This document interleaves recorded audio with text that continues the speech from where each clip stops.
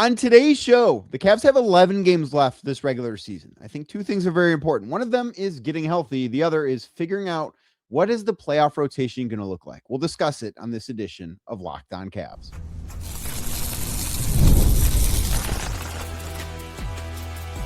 You are Locked On Cavs, your daily Cleveland Cavaliers podcast. Part of the Locked On Podcast Network, your team every day. Hi again, everybody. My name is Danny Cunningham, and I cover the Cleveland Cavaliers over at my Substack, The Inside Shot. And you're listening to another edition of Locked On Cavs. And today's show is brought to you by FanDuel. During the tournament, FanDuel is offering $300 back in bonus bets every day for 10 days. Head to FanDuel.com today to get started. On this edition of Locked On Cavs, we will be talking about what the preferred path forward for the Cavs is in the Eastern Conference as the playoff picture as far as seedings and everything is going, starting to take shape on this side of the bracket. So we will discuss who the Cavs should be rooting to play in the first round and, of course, the second round as well, should they get there. And we will begin today's show by discussing what could the postseason rotation look like for the Cleveland Cavaliers, because this is a team that we've really not seen whole. In fact, we've seen exactly 0 games where the Cavs have had all of their potential rotation players available. And truthfully, at this point, given the injuries to Jaylon, Tyson, and Jarrett Allen that have popped up over the past couple of weeks, and yes, we know Max Strus returned over a week ago at this point, but we don't know. There's no guarantee that the Cavs are going to play any games this year with their full and complete allotment of rotation players. So that makes this discussion, I think, a little bit more interesting, and I think that makes this a bigger challenge overall for Kenny Atkinson. But one of the things that Kenny has said over recent weeks is that as far as a playoff rotation goes, he would like to cut it down to 9 guys. I believe this has been reported by Chris Fedor of Cleveland.com. Other guys in the locker room have certainly talked about it, but this is something that you look at and say, okay, that is probably then the direction that he's going to go if he does stay true to his word. And I say that last part because last year I do think the Cavs had a little bit more depth, right? When you think about how good Ty Jerome was, DeAndre Hunter, like they had 10 legitimate guys that were part of the rotation. The back end guys were Dean Wade, Isaac Okoro, and there really only are, if you go back and look at the playoffs last year for the Cavs, they really only had 2 games where they were healthy and you could say, okay, this was their playoff rotation, because Darius missed the last 2 games of that Miami series because of the toe injury, and then he missed the first 2 games of the Indiana series because of the toe injury. So with that, the rotation obviously had to be altered. And then obviously, Evan Mobley missed a little bit of time against the Pacers. DeAndre Hunter missed a game against the Pacers. So, like, it's hard to look at that series, especially, too, when you consider what Darius Garland was fighting through. It's hard to look at that series and say, okay, this is how a rotation could look. I know the players are different, but you can get, like, the outline of what a rotation looks like in terms of how guys slot in, how deep Kenny's willing to go. It's a little difficult, despite the fact that the Cavs had 9 playoff games last year. It's a little challenging to get a read based on their history. And of course, this is a different team than last year's team. And that is worth mentioning too. It's not as if these things are exactly apples to apples. It's kind of an apples to orange thing because the Cavs are built differently this year. And I think that is an important thing to say. But I do think that playing 9 guys is the right decision. Is that something Kenny Atkinson's going to stick with when the postseason arrives? I think we're going to have to wait and see. But as far as who is in that top 9, I think you can kind of break things down into 3 or 4 different categories. And the first category are the guys that you know are going to play, are the guys that are the starters for sure, right? And we really don't need to have too much of a conversation about these guys, but you know, Donovan Mitchell, going to be part of any playoff rotation, James Harden, Evan Mobley, Jarrett Allen, like all those guys are going to, no matter what the matchup looks like, no matter all of this, like they're going to start, if they're healthy, they're going to start every postseason game. They're going to be a big part of the rotation in every postseason game. That doesn't really need to be discussed, right? That is what it is. Everybody that has watched a single game of Cavs basketball this year knows that to be a fact. So that's really that first group. And that gets you to 4 of your 9 guys. And then I think that you look at the role players, and I think that there are 4 guys that I look at that either come off the bench, could be that 5th starter, which is part of this conversation too. But I think there are 4 guys that I look at and say that player is going to log somewhere between 15 and 30 minutes in a postseason game. Now, I do think one of the things that Kenny Atkinson is going to have to balance, and it is something I think he's done a relatively good job with lately, is adjusting his rotations on the fly. Like, I think that the groups that have closed out games have been different. Now, part of that has been because of who's been in and out of the lineup. And he did say after the game against Chicago on Thursday that had Jaylon Tyson not injured his toe, which we'll talk about that coming up in a little bit, but he would have closed out that game, and Jaylon deserved to close out that game because of how well he had played. But Jaylon has not deserved to close out all of the games as of late. And I think that that group has sort of changed a little bit on a game-by-game basis, and that is something that Kenny's going to have to keep up when the postseason arrives. But I think that the next bucket of players, if you will, is another group of 4 players. And I think all of these guys at this point have earned spots or have earned enough trust from Kenny Atkinson that I would be stunned if they're not in the top 9 of a postseason rotation. That is Sam Merrill, who has been awesome for this team this year. So for the full season, Sam is the guy on the Cavs that has the best net rating on the team. The Cavs have a higher net rating when Sam Merrill is on the floor than when Donovan Mitchell is on the floor. And the only guy with a higher net rating that is in the rotation is Keon Ellis, who we'll get to in a second. And obviously that's been a smaller sample size because Keon didn't start playing, has only been with Cleveland for a month and a half. And Sam has been part of this team for the full season. The Cavs are 13-13 when Sam plays, and they're a really, really good, or 13-13, when Sam does not play. And they're a really, really good team when he does play. Like, I think the importance of Sam to this roster really can't be overstated. I'm not saying he's always been put in the exact correct position to be successful, but I do think that he's going to, like, no questions asked, he's going to be a big part of whatever the Cavs want to do in the postseason. What he does on both ends of the floor is very important to this team, and that's why I don't think that there's much of a discussion about whether or not he's going to be in a postseason rotation. Like, I think you can lock that in. The next guy is Keon Ellis, and he's the new guy here, obviously, other than James and Dennis, so he's one of the new guys. But like I just said, he's got the best net rating on the Cavs for the full season. Now, I know he's not spent the entire season in Cleveland, so his sample size is significantly smaller than everybody else's. But in the games that he's played so far, the Cavs have outscored their opponents by 8.6 points per 100 possessions when Keon Ellis is on the floor. Now, it's not as if they've fallen off a cliff when he's been on the bench. He doesn't have the biggest difference between what they are when he's on versus when he's off. That would belong to Donovan Mitchell. And then Sam Merrill actually has the second biggest difference in net rating when he's on versus when he's off. When Donovan is on, the Cavs are like plus 7.9 per 100 possessions. And when he's off, they get outscored per 100 possessions. That's the largest difference on the team.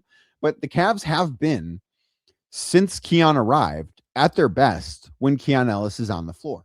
Now, I'm not saying that Keon needs to be in the starting lineup because I don't think that he's necessarily the best fit there. And I'm not saying that Keon needs to close out every single game because that's not necessarily always true. And I think there are some matchups where he can fare a little bit better than others in the postseason. And I do think that he does foul a little bit too frequently, and he has found himself in foul trouble a handful of times so far with the Cavs. And I think that is something that they need to avoid in the postseason.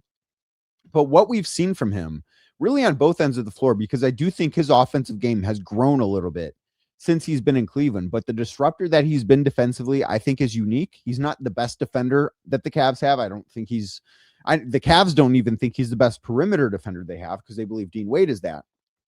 But he is the guy, I think, defensively that creates the most chaos on the perimeter. And I think that's a really valuable thing to have in the postseason, because go back and watch the Cavs play last year against the Indiana Pacers. Pacers had guys on the perimeter that created havoc, created chaos, and it really, really got the Cavs out of their rhythm. And that's something that they have now in Keon Ellis that they can deploy against other teams. So that's the biggest reason why, because of just what the uniqueness he brings defensively can be good matchups against certain players. Now, we're not going to really get a huge chance to see what it looks like against the best teams in the East, or even against the teams the Cavs could play in the first round of the playoffs before the postseason actually gets here. We're going to have to wait and see. And that is kind of one of the fun parts about this going into the postseason, is the Cavs are sort of this mystery because they've played Boston once, New York once, Detroit really once. I know they played them twice, but the first game they played against Detroit, that set of 2 games earlier, I guess that one was end of February. They were missing so many guys. It's a little unfair to judge them. And as I said at the time, That game said more about the Pistons than it did about the Cavs. But we don't necessarily know exactly how this group matches up with the teams that they could play in the postseason. But I think no matter who they play, Keon is going to be in the rotation. I think how much he plays and what his role looks like exactly might be something that's a little bit matchup dependent. The next guy that I think will be in the rotation is Max Strus. And I think that he is, of this group, of the, not the 4 starters that I named, but of the 2 other role players I've named to this point, I think Max is the one that Kenny Atkinson trusts the most.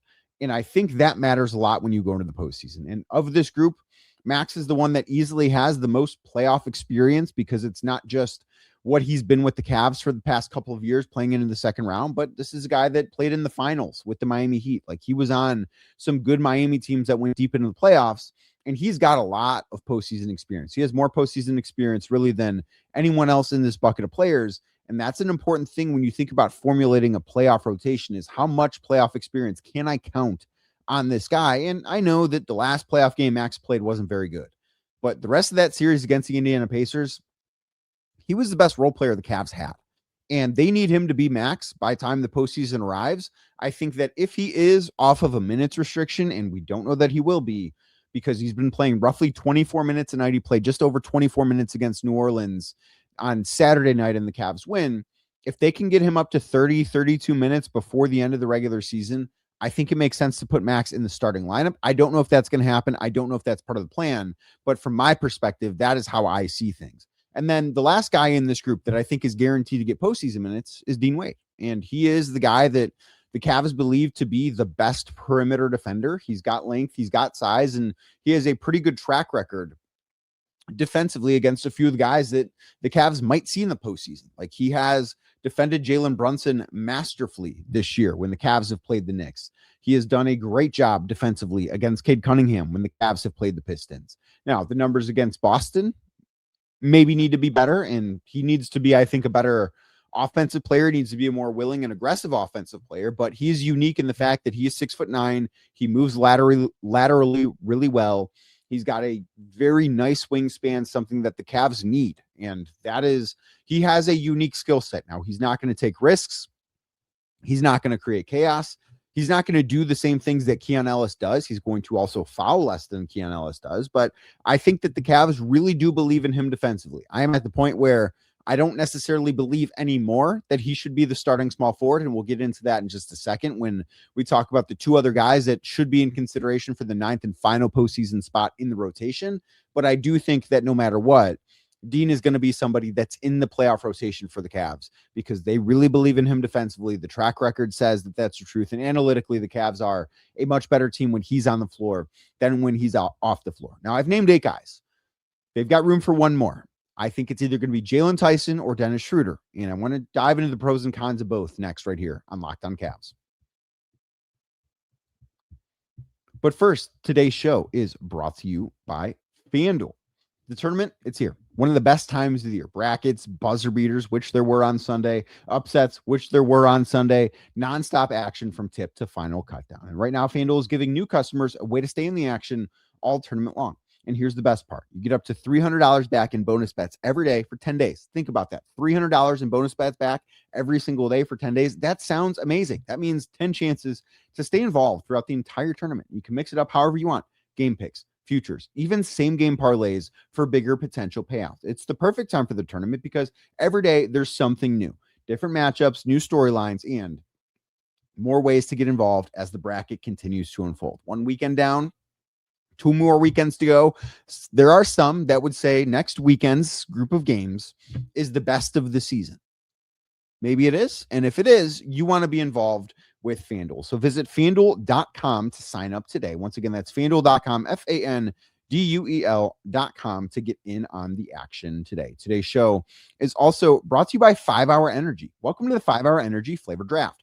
With 18 different flavors to choose from, including new options like Confetti Craze, Fruity Rainbow, or Cotton Candy, there's something for everyone. The board is set, the flavors are ready, and I've got my number 1 pick for the 5 Hour Energy Flavor Draft. For me personally, it is the sour apple flavor. It's the apple that bites back. It's a crisp, tangy taste that is deliciously tart bold and, a little bit of sweet, not overly sweet, but it's got that punch of sour, which is what I'm looking for. I've always loved the sour taste since I was a kid. I grew up eating green apples. Now, as an adult, the sour apple flavor of 5-Hour Energy is what I need to get myself through the day. But maybe that's not your speed. And if it's not your speed, that's no big deal, because 5-Hour Energy has plenty of other flavors to choose from. Blue raspberry, another great choice. Strawberry banana, that one, not for me. Don't like bananas, but it might be for you. And I'm sure it's great if you do like bananas. But again, that one, not for me. Cherry, excellent. Fruity rainbow, confetti craze, cotton candy, some of the new ones as well. But 5-Hour Energy has something for everyone. Their shots give you a boost with zero sugar as well. Also, they've got some upcoming innovations that will be planned in the very near future. So find your new favorite flavor of 5-Hour Energy shots today. Available online at 5-Hour Energy. That's the number 5, HOUR energy.com, or on Amazon today.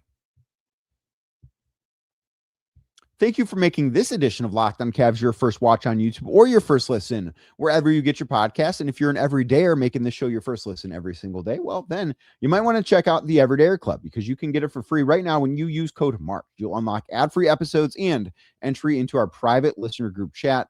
You can hang out with Cavs fans just like yourself. Click the link in the show notes if you would like to use more. And again, use that code MARCH, M-A-R-C-H, for your first month for free. Now, I mentioned 8 of the guys that I believe will be in the postseason rotation for the Cavs.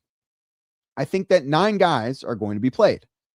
And I think that the final spot is going to be something that is maybe a little bit matchup dependent. I think it might, depend on who the Cavs see in the first round, who they play in the second round, because I think it comes down to Dennis Schroder and Jaylon Tyson. Now, Dennis, when he first got to Cleveland, I thought was playing really, really strong basketball. And it's not necessarily been quite the same since. Since Donovan Mitchell returned from his groin injury, Dennis has struggled to find some footing. He did have, of the games that Donovan missed, I believe Dennis had 3 really, really good games. And then he also had the one bad game in Detroit against the Pistons where he was not nearly as good, but like the game he had against Milwaukee where he went off and had 26 points. He was awesome in that game. He's had these really strong moments at times, but they've not necessarily been as consistent as you would like. Now, the Cavs have been really good when he's on the floor. Their defensive rating with Dennis Schroder on the floor is below 110, which is an elite level defense and something the Cavs would absolutely 100% sign up to have. He also provides a little bit of extra ball handling, because that is something that the Cavs at times have struggled with in the postseason. We saw that be part of their downfall against the Indiana Pacers last season. Now, I don't know that any of the teams they could play in the first or second round very, very much resemble the Pacers stylistically. Not saying they're not as good or worse. Like, it just stylistically, I don't think that they look like the Indiana Pacers did this time last year. So I think that is something to keep in mind. But the Cavs do have an available guy in Schroder that can help to break down defenses. He needs to finish better at the rim, and his efficiency has not been good enough, and he's not shot the ball very well from beyond the arc lately. But he is somebody that I do think can provide a spark when he's at his best on both ends of the floor. Now, I don't think that he's been at his best on both ends of the floor, particularly offensively as of late. I don't think the defense has been too bad with him on the floor. But then the other guy is Jaylon Tyson. And this one is really complicated for a couple of reasons. The first reason being the injury that he suffered on Thursday in Chicago. Now, he missed the game on Saturday against New Orleans with a left great toe sprain, which, if you're a Cavs fan, you've heard that phrase before. Same thing that Darius Garland had. We don't know, as I record this, it is 9:30 in the evening on Sunday, March 22nd. So we don't know the exact extent of this injury. Jaylon missed the game on Saturday against the Pelicans. He was originally listed as questionable and then was downgraded to doubtful. We will get some information on this at the very least in the form of an injury report on Monday before the Cavs are back in action on Tuesday against the Orlando Magic. So we'll learn a little something about Jaylon and how significant that injury is, whether the Cavs put out a status update or not. And if not, we will hear no later than Tuesday about it, because if we've not heard anything by Tuesday, I can assure you Kenny Atkinson will be asked about it prior to the game, because if we don't hear anything, I will ask about it. But he has had a really, really strong season for the Cavs. And it hasn't been perfect. It has, I think, really resembled what a rookie year for the most part looks like. Because for all intents and purposes, Jaylon is a rookie. He's a rookie that got a red shirt last season because he was not in the rotation. He played a little bit, but he didn't really play consequential minutes for the Cavs. He did a great job developmentally, and I think he has improved drastically from who he was as a basketball player the night the Cavs drafted him out of California to who he is now. Like, especially with the shooting stuff, that has improved so much more than I think anybody could have imagined. But there have been some defensive lapses, and I think that he's grown a lot defensively over the past several months, but he's not the most reliable defender. And I do think, too, there is something here with his role, because he has, for whatever reason, really struggled when he's been asked to come off the bench. He's been much better as a starter than he has been coming off the bench. In the last game he played against the Bulls, he was fantastic. I thought that he was the third best player the Cavs had, behind James Harden and Evan Mobley, who were both excellent in that game. But he hurt his toe and didn't get to finish the game. But starting in that game, he was 2 of 4 from 3, had 18 points, he had 11 rebounds. Like, he did everything you want Jaylon Tyson to do. And I don't know why the Cavs can't get that out of him when he's coming off the bench. I don't know if it's the lineups he's playing with.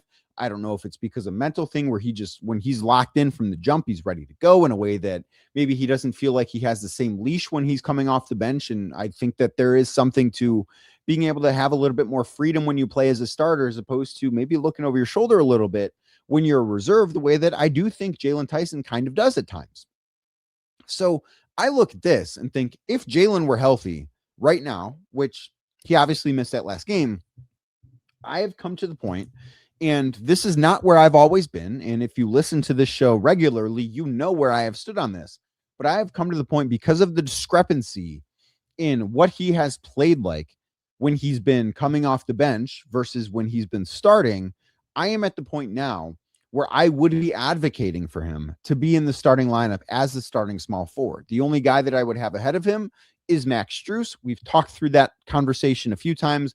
I don't need to rehash that right now, but I would have Jaylon over Dean Wade at this point. I think Max is still the right answer, but the injury now throws this into question. And if he's healthy, if the Cavs can't get Max Strus up to a point minutes-wise where he's not restricted with what he can play, I think Jaylon should be the starting small forward. And I think that makes the decision as far as what your 9-man postseason rotation looks like. I think it makes things a lot easier if that's the case. And then, of course, you can adjust as needed, and the starting rotation at the beginning of a series doesn't need to be the same starting rotation at the end of the series.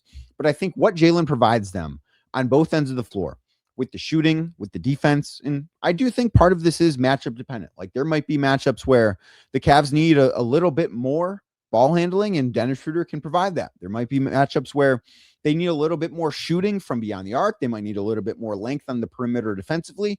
Jaylon can be the answer there. I don't know if there's room for both of them. I think it's going to depend on who they play as far as which one has more staying power in the rotation. And I think, too, Jaylon's injury, because if this is a serious toe injury, we know, unfortunately, how these things can go and how that can be effective and really limit who he can be. So I think that's certainly something to keep in mind as this season winds down. But the Cavs have 11 games left. I find it really difficult to believe that they're going to finish anywhere other than 4th at this place in the Eastern Conference. I think there are a number of different teams that could finish 5th.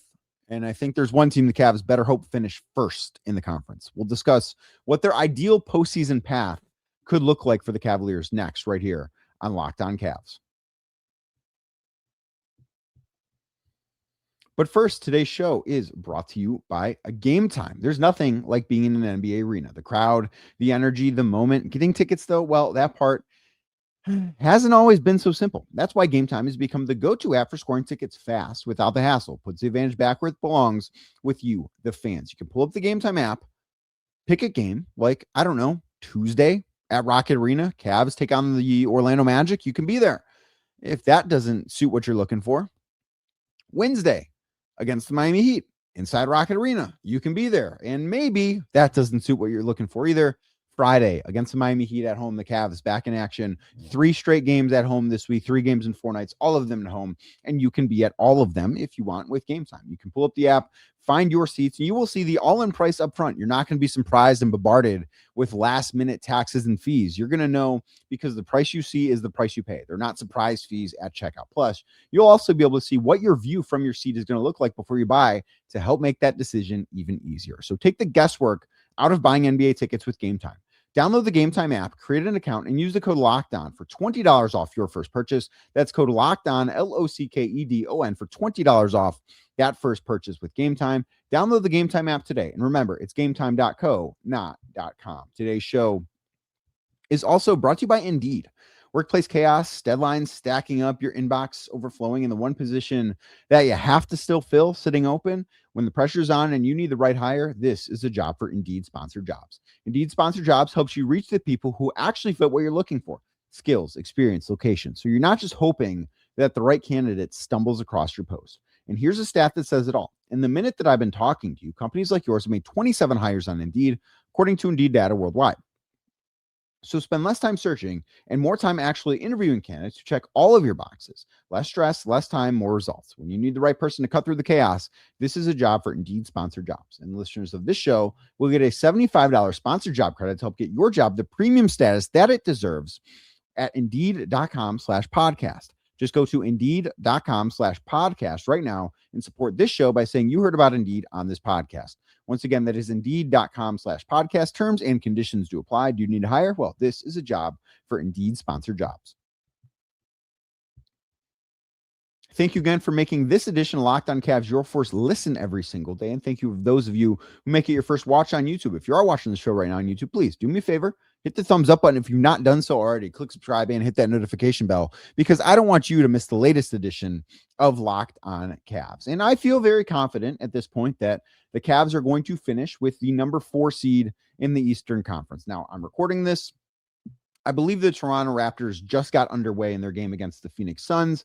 They're trailing by 14 at the end of the first quarter as I record this, so we'll see what happens. But the Cavs hold a 4-game lead over the Raptors. I don't think Toronto, even though the Raptors do possess the tiebreaker, I find it really difficult to believe that the Toronto Raptors are going to find their way up to the Cavaliers in the standings. And I also think the Cavs right now are 2 games back of the New York Knicks. The Knicks also have a very easy schedule and the tiebreaker over the Cavs. I don't think the Cavs are going to catch New York in 3rd place. So I think that we are looking at the Cavs being in a 4-5 matchup. And I think that there are as many as 5 different teams that the Cavs could face in the first round. Currently, as presented, the Toronto Raptors are in 5th. They have a 1-game lead over the Atlanta Hawks, who are in 6th. The Raptors are 39-30 as I record this. Will either be 40-30 or 39-31 at the end of the night. The Atlanta Hawks are 39-32. The Philadelphia 76ers are also 39-32. The Orlando Magic are 38-32, who the Cavs will see on Tuesday. And then the Miami Heat, 38-33. Both them and Orlando are losers of 4 consecutive games. The Cavs will see the Heat on Wednesday and Friday in Cleveland. And I think that not all of these matchups are created equally, because I actually do think, if you look at this, I think the Miami Heat are the best team of this group. And I realize they have the worst record and that there's some irony in saying that. But as I look at the statistical profiles of who these teams have been, Miami is the team that they currently have the best offense of anybody in that group. They have the 13th best offense in basketball, which is very mediocre, right? Which you would expect from a team that currently sits in 9th place in the Eastern Conference. But they also have the best defense in the group. They have the 6th best defense, and then directly behind them is the Toronto Raptors. And ironically enough, these 5 teams offensively rank 13th, 14th, 15th, 16th, and 17th. They are all directly next to each other in offensive rating in the NBA. So I do think that you're looking at, while stylistically they're different, I think you're looking at very similar amounts of firepower on each roster offensively. And I do think that just the Cavs are so good on that end of the floor that I look at this and say, okay, they should be able to, no matter how good the opposing defense is in the first round, because Miami has a good defense, Toronto has a good defense. I think they should be able to find a way to score points with James Harden, with Donovan Mitchell. So that's part of the reason why I think the Toronto Raptors are a team that the Cavs would not mind seeing in the first round. Toronto's going to be physical. Toronto's going to provide a test. Toronto's a good basketball team. However, the Raptors are not a great offense. As I said, all these teams are middle of the pack offensively. They are a very good defense, considering that they are the number 7 defense in basketball as of right now. But I look at that roster, and I don't think that they have the guy. I don't think that they have somebody that you look at and say, yeah, you know what, that guy in a postseason setting, terrifying to stop. Like I look at Scotty Barnes, who's having an awesome season and is going to make an all defense team, but he's not the most consistent offensive player. Brandon Ingram. It's going to take a lot of tough twos, and the Cavs are going to live with that. And he's going to make some of them because he's good, but he's not somebody that I look at and say, you know what? The Cavs lost that series. I can't envision saying this. The Cavs lost that series because Brandon Ingram took over. I just don't see that happening. And I also, one of the ways that I like to look at this is which team has two of the three best players on the floor. And I do think that the answer in all of these series is the Cavs, because there's not a team in the first round that the Cavs could play that has two players that are better than either Donovan Mitchell or James Harden. And that's what it has to be. Like, I look at Toronto and I think that Donovan and James are better basketball players right now than anybody the Raptors have. And I honestly might feel that same way because Philly's never healthy. I might feel that same way about everybody on this list. But I think that the Raptors are a team that would test the Cavs appropriately. And I don't want to say that the Cavs should be hoping the Raptors get this, because the Raptors are a good team. And all of these teams, if things don't go Cleveland's way, are capable of winning a series against the Cavs. This is not the same thing as last year, where the Cavs just played a pushover version of the Miami Heat and won that series by 1,000,000 points. That's not what this is going to be.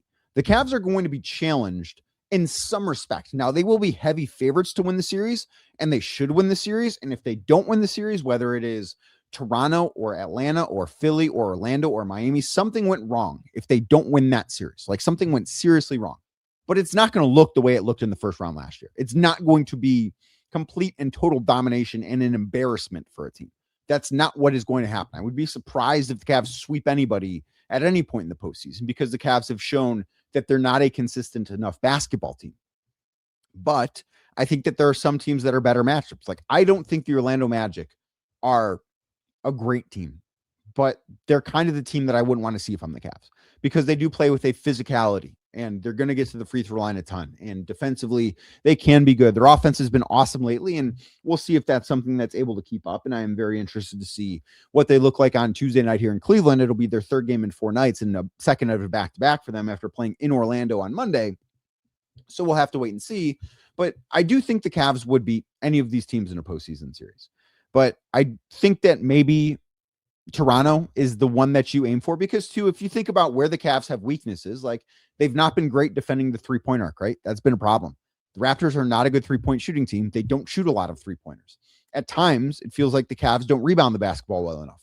The Raptors are a very middle of the pack offensive rebounding team. They're not a team that really makes a habit of crashing the offensive glass. Like, the strengths that the Raptors have don't play exactly into the weaknesses that the Cavs have. And I think that is a smart way to look at potential postseason matchups. And then the other thing, because I am running long on this, I think Cavs fans should be rooting really hard for the Detroit Pistons right now. I do. And I'm looking over, the Celtics are playing the Wolves right now as I record this. It's in the third quarter and Boston's winning. And the Wolves are not great without Anthony Edwards, but they're winning this game. And the Celtics entering Sunday trailed Detroit by 4 games in the Eastern Conference standings. And the Pistons also hold the tiebreaker over Boston. So realistically, Boston needs to be 5 games better than Detroit. And the Pistons obviously will be without Cade Cunningham for most likely the rest of the regular season. But I don't know that the Celtics are going to be able to catch the Pistons, but the Cavs should be rooting for the Pistons to hang on to the 1 seed, because I think their matchup against Detroit is much, much better than a matchup against the Boston Celtics. But that's going to do it for today's edition of Locked On Cavs. I very much appreciate everybody that makes this show their first watch or their first listen. I will be back tomorrow, because we will have some news one way or another about Jared Allen's injury, Jalen Tyson's injury. We will have updates on those guys before the Cavs are back in action on Tuesday night at home against the Orlando Magic. So please do me a favor, wherever you're listening to the show, whether it's Apple, Spotify, other podcast platform of your choice, do me a favor, hit the subscribe button. And if you're watching on YouTube right now, hit the thumbs up button, click subscribe, and hit that notification bell if you've not done so already. And I will be back tomorrow talking more about the Cleveland Cavaliers.